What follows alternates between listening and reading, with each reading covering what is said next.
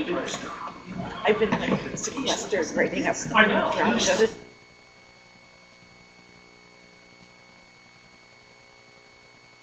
Good morning, everyone. We're now convening the open meeting for Thursday, March 23rd, 2017. And Madam Vice Chairman, do we have any late submitted documents? Yes, we do. Thank you. I move to suspend the rules on the timely submission of agenda documents so the Commission may consider agenda document number 17-18-A, draft supplemental notice of disposition on Reg 2014-06 candidate debates, and agenda document 17-17A, FEC email management policy memorandum. Thank you, Madam Chair. All in favor? Aye. Aye. Opposed? None. It's a 5-0, ma'am. The next item on the agenda is the draft supplemental notice of disposition on Reg 2014-06 candidate debates. Ready Thank you, to Chairman proceed? Walther. In September 2014, the Commission received a petition for rulemaking from Level the Playing Field regarding the Commission's candidate debate regulation at 11 CFR 110.13C. Excellent. The petition asked the Commission to amend that regulation in two respects. First, to preclude sponsors of general election presidential and vice presidential debates from requiring that a candidate meet a polling threshold in order to be included in the debates. And second, to require sponsors of general election, presidential, and vice presidential debates to have a set of objective, unbiased criteria for debate participation that do not require candidates to satisfy a polling threshold. On November 20th, 2015, the Commission published in the Federal Register a notice of disposition in which it explained why it would not initiate a rulemaking. On February 1st of this year, the U.S. District Court for the District of Columbia concluded that the Commission acted arbitrarily and capriciously by failing to thoroughly consider the presented evidence and explain its decision. The Court ordered the Commission to reconsider its disposition of the petition and issue a new decision consistent with the Court's opinion by April 3rd.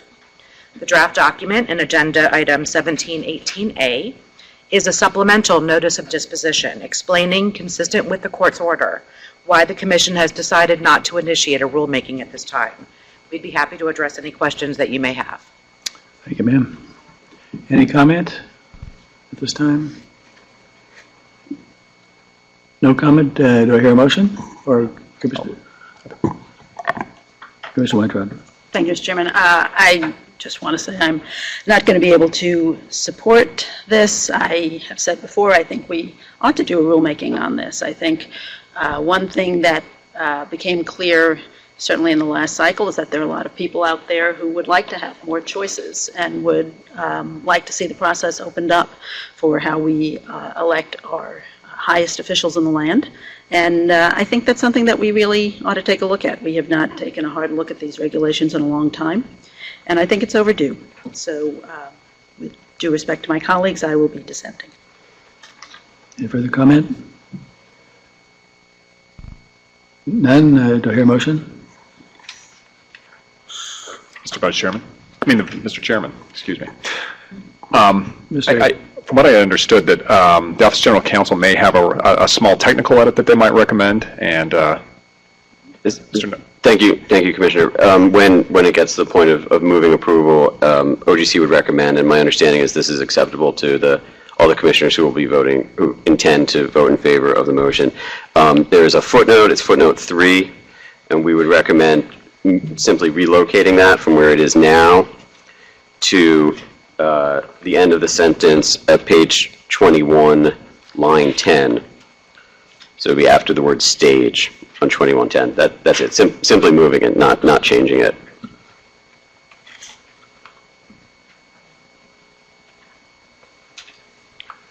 Does have somebody make a motion to that effect, or Commissioner Peterson? thank you, Mr. Chairman. I move approval of agenda document number 17-18-A, which pertains to Reg 2014-06 candidate debates, that we move approval of the draft supplemental notice of disposition with the change suggested here at the table by Office of General Counsel, moving footnote 3 to page 21. Thank you. Any debate, any questions? If not, all in favor? Aye. Aye. Aye. All opposed? No. Okay. The ayes have it, 4-1, with Commissioner Weintraub opposing it, and myself, the Vice Chair, Commissioner Goodman, and Commissioner Peterson in favor.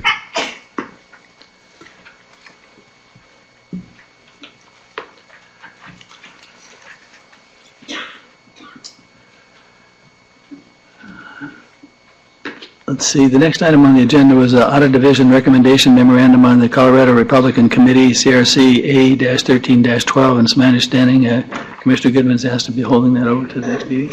Yes. Mr. Chairman, Speak to the matter. we received some last-minute information from the council for the Colorado Republican Committee. I believe it came in on Tuesday. I focused on it yesterday. It included, for example, several scripts and invoices for some of the direct mail pieces at issue in the audit. That piqued my interest in some of the express advocacy analysis on other mailers that may be covered by this audit and the conclusions in this audit report. And so I just need more time to review both the submission this week from council, and I believe audit has also provided copies of the 77 direct mail pieces that are covered by the audit itself. Okay, thank you. I share that view. Anyone else? Okay, the matter will be held over to the next meeting. The next item is proposed final audit report of on the Kind for Congress Committee, and A-15-02. And as I understand it, that matter's been resolved and you can go off. So that matter is completed. The next is proposed final audit report on the Kansas Democratic Party, A-13-08. My understanding that's been resolved as well. Correct. Okay. Moving quickly. You run a tight ship, Mr. Chairman. We'll see. Sometimes it gets bogged down. We'll find out. The next item is the 2017 Chief FOIA Officer Report. And Commissioner Goodman? Got some Yes, thoughts on that? Mr. Chairman. This is a report that apparently the Commission owes the Department of Justice every year, to report on its fiscal year FOIA functions. And I am going to remove my objection to this report so that it can go to the Department of Justice. However, I did want to call the Commission's attention to it, and I didn't want this to be one of those reports that quietly went from the agency to the Department of Justice without some attention to it, because I think there's some very important information in it and some data. And I won't belabor those. Everyone can review the report and look at the functionality of this agency's FOIA function. I did note one thing that one statement in it that the agency is making, and that's that the agency has not done a thorough review of its FOIA function in quite some time. I know that we've had some FOIA discussions regarding specific FOIAs recently. I've been told that in light of those, some policies and practices are changing in the Office of General Counsel with respect to how we handle FOIAs and process FOIAs. And I believe that focusing on this report and the data that is in this report should be a time of inflection for the Commission on how the Commission interfaces with the Office of General Counsel regarding the functioning of our FOIA office. We have never adopted a formal directive or policy regarding our FOIA functions, and we have never even formally appointed a chief FOIA officer in the agency, which is called upon by the regulation. So I will be addressing FOIA in more detail in the coming months, but I believe that I would encourage all commissioners to read this report, the Department of Justice, carefully, and I believe that it supports a more hands-on approach by the Commission. So at this point, I will remove my objection to let this report go to the Department of Justice. I completely share that view, and I'm wondering if we shouldn't form a committee to actually give some attention to this. It does need some real consideration, especially in view of, a couple of issues that have arisen recently. So I think informally after this meeting, let's talk about the couple of people who might want to serve on it, maybe Commissioner Weintraub and someone from. Mr. Chairman, I'd be happy to serve. Person the stab back of the report. Mr. Chairman, Yes. I'm pretty sure we've got a chief FOIA officer, and I A darn fine one, if I might say so. But there was an official designation of the chief FOIA officer, was it 06? Is it back in 06, when the function moved to the Office of General Counsel? I wasn't named, but I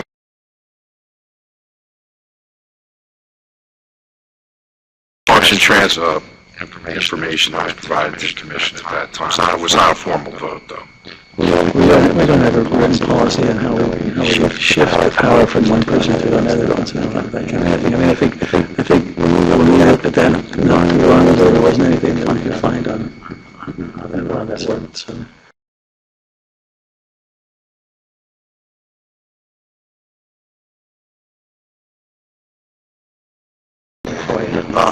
Formalized by commission policy, the appointment of the current FOIA officer. That's not, it has nothing to do with incrimination of people at all. And I just think we ought to adopt a policy that provides the commission more responsibility for FOIA responses and implications of charges, for example.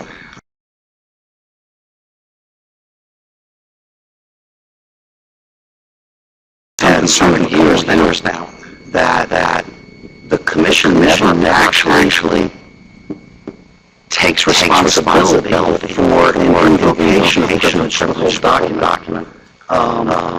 We had one vote that I recall where the commission affirmatively asserts privilege. Otherwise, it's done at the Office of General Counsel level.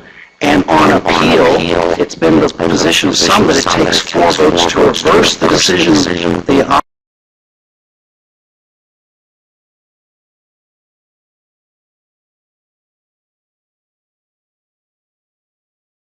The hit of the ace, where the privilege was asserted by the Office of General Counsel. The vote at the commission level was 3-3 on invoking the privilege, which means the hit of the agency did not have 4 votes sufficient to invoke the privilege, and yet the privilege was, in passive voice, asserted on behalf of the commission. So those are the types of issues, Mr. Chairman, you and I have discussed. I just believe that we ought to, as a commission, look at formalizing some of the procedures and expectations of this program. Fair enough. Well, let's figure by the next meeting we'll have a committee formed and be off and running. Anything further on this matter? The next matter is FEC, let's see, is Reg 2014-14, implementing the Consolidated and Furthering Continuing Appropriation Act 2015. Commissioner Goodman? I'm sorry. The email management policy. Mr. Chairman, this is not. Oh, all right. This is not my initiative. No, This was an agency initiative from the staff director and the secretary's office. It is my understanding that a federal law requires us. I'm sorry, I skipped that. On my, just for the record, let me just say we're on the FEC email management policy, withdrawal and resubmission, and now go right ahead. Sorry. I'm sorry, Mr. Chairman, was it fair for me to discuss it at this point? Sure. Yeah. I don't think we have to decide this today. However, I would note that this has been floating in the agency for some time. I believe, Mr. Calvert, how long, when was I see this is withdrawal and resubmission, when was the first NARA policy floated to the, Mr. Holder, last summer, it actually would be earlier than that. We've had some that have informally been circulated for commissioner comment. I'd say we've been working on this since at least sometime in 2014, maybe earlier. But Yes. I think sometime in 2014. And I believe that for the public's edification, this is a policy that we are required to have in place by archives to direct and formalize within the agency those documents, particularly electronic documents, that are to be preserved for posterity. And I just think that this was held up for various reasons last year, and I just think that we ought to move forward and adopt a formal policy as required by statute. I would note that Commissioner Weintraub has made some constructive suggestions for editing the proposal by staff, and I support the memorandum and the additions proposed by Commissioner Weintraub. And, Mr. Chairman, I would just ask that commissioners focus on this and that perhaps we could get this resolved in April. Commissioner Weintraub. I'm happy to move forward with this. I appreciate the support of my colleague. I think the staff did an excellent job of pulling together a draft policy for us, and my only concern was I thought perhaps the definition of capstone officials was drawn a little bit too narrowly, so I proposed to expand it to a few other people in the agency who have substantial responsibility and whose records might be informative to the public at some point in the future when, if anybody was ever interested enough to look. Mr. Chairman, Commissioner, I might add that I've discussed this with staff. In the meantime, in the absence of a policy, all electronic records are being preserved in the absence of a policy. And so I think it behooves us to give staff some direction and the IT department some direction on what the agency is going to formally require be kept going forward as well. okay, unless there's some objection, I'd like to put this over to the next meeting.